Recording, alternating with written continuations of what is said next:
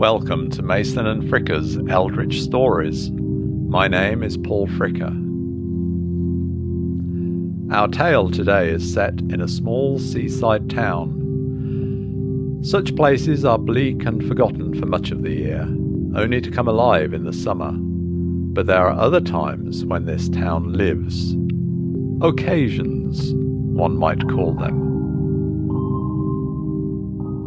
Brick tore from brick. Concrete dust filled the air. Pavement slabs shifted like a roiling sea, making his footing unsure. Caught in the cresting tumult of brick and slab, choking on the dust, he ran, stumbling, for the safety of the park's lawn. A roar of crashing stone and the splintering of timber, jagged pieces of brick and concrete chips flew, biting and cutting. Cold shrapnel pierced his skin. Blood flowed. The afternoon drive had been pleasant. Hardly any traffic, and only the occasional traffic lights to slow him down. Recent to the job, it was his first time in the area. He'd come to introduce himself, face to face, to a new customer. Tired of dull days and sitting before a screen and pedantic office politics, he had successfully engineered a sideways move to join the sales team. The business was expanding to new parts, and he found himself responsible for a patch of the East Coast. Virgin territory, his new boss smiled from eyes glinting of daggers and backroom deals. Out on the road, away from the computer screen, this was his new start. He was going to have a great time cruising around the countryside, hustling business with the yokels. Training and mentoring completed, he was on his own at last, in his patch. Time to make his mark. He'd made some cold calls and managed to book an appointment with an elderly shopkeeper in an old seaside town north of the bay. A little off the holidaymaker's track, but the shopkeeper's owner had seemed interested in the gewgaws he was selling. Said to call in one afternoon next week when it would be quiet, adding that he'd need some new stock for the summer occasions. Occasions. He laughed at the choice of word. The directions were bewildering, but he eventually found the place on the map, almost missed it. It was a tiny place. Took him most of the day to get there. He hoped it would be worth it. A faded facade announced the store. Beam's Parlour of Pranks.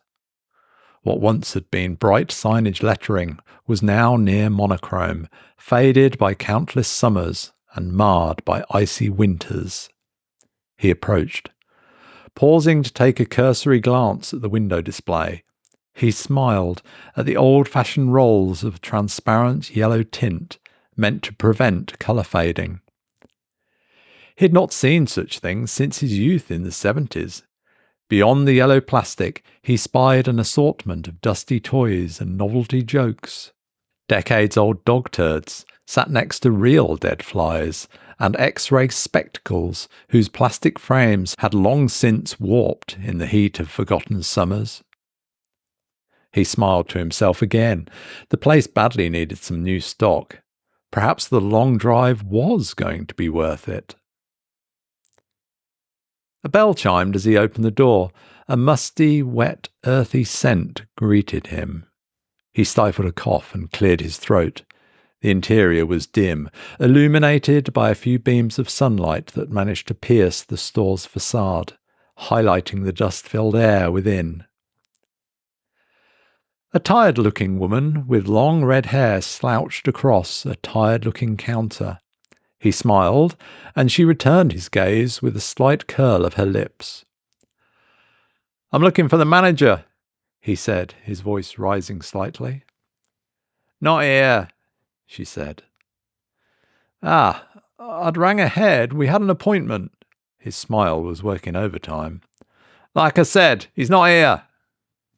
"Shall I wait?" he ventured, his question trailing into silence. In a deft motion, she produced a cigarette and lit it. "He's organising the summer occasions. Might be a while."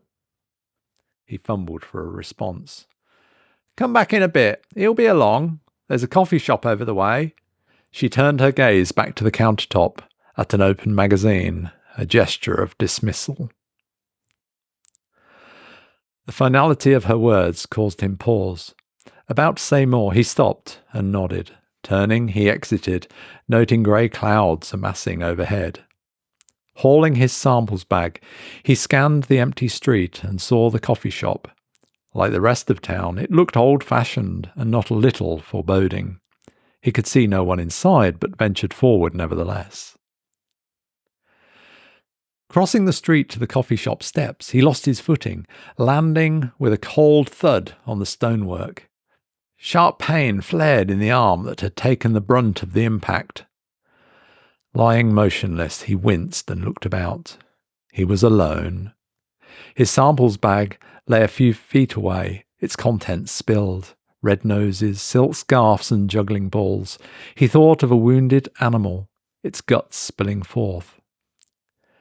Taking a breath, he gathered himself up, grabbed the bag and chased down a few samples being carried away by the breeze.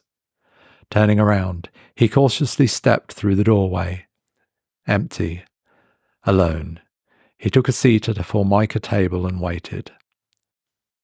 The sound of bricks clashing was followed by footsteps.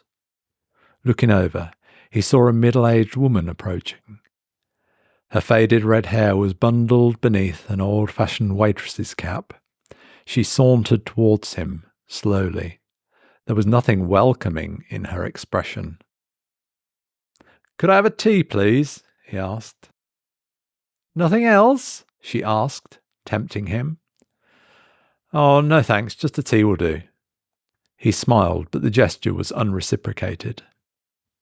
She loomed over him, pausing longer than necessary before turning on her heels and disappearing back into the gloom.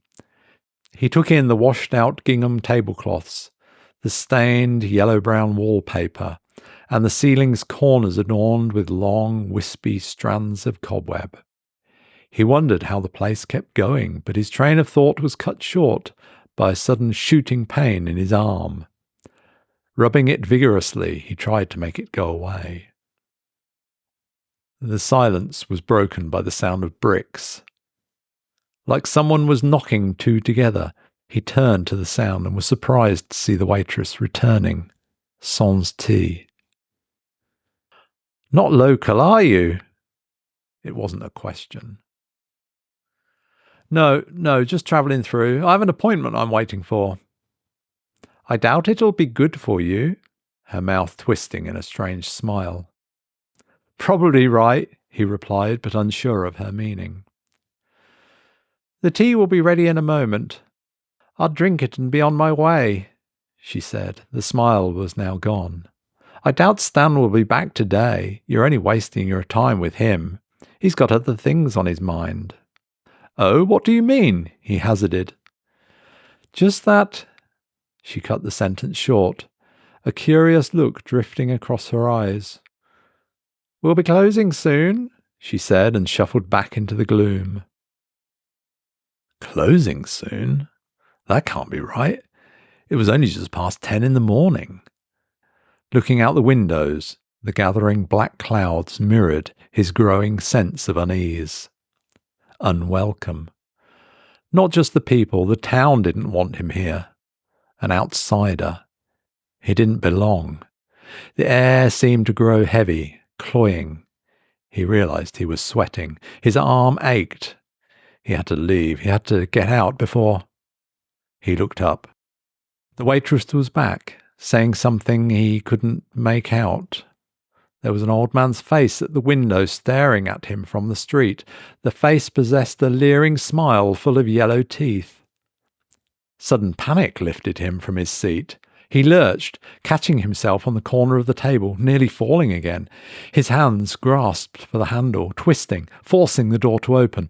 Unbalanced and fraught, he stumbled down the steps, the sound of breaking bricks rising.